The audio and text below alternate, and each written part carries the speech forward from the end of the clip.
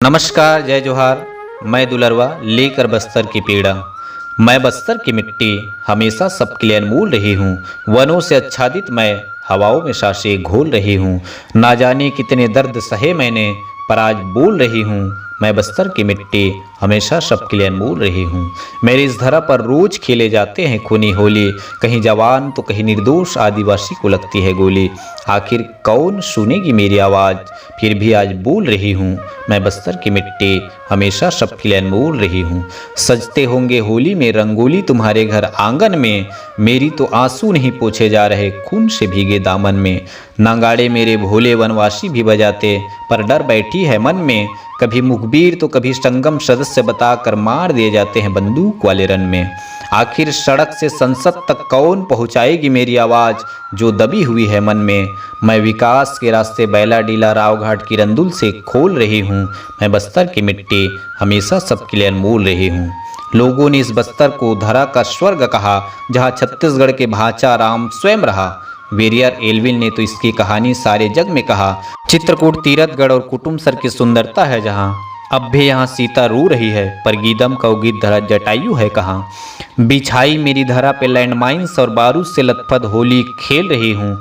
मैं बस्तर की मिट्टी हमेशा सबके लिए अनमोल रही हूँ। कब होली कब दिवाली हम कैसे गिने, हमारे लिए तो यही जंगल है मक्का और मदीने।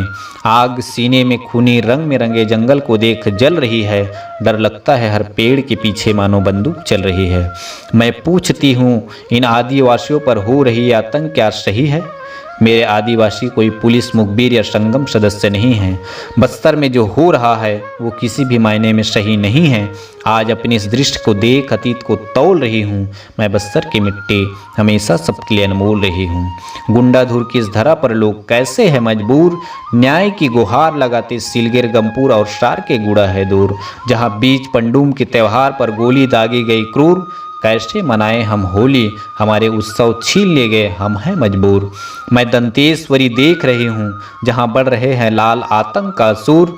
मैं इस लाल आतंक का विरोध करने तुम्हें ही दुर्गा और काली बनने बोल रही हूँ। मैं बस्तर की मिट्टी हमेशा सबके लिए अनमोल रही हूँ। बदल गए सदियों जमाने, पर आज भी मैं वही हूँ। मुझे चमक धमक नहीं चाहिए, मैं इन आदिवासियों के बीच ही सही हूँ।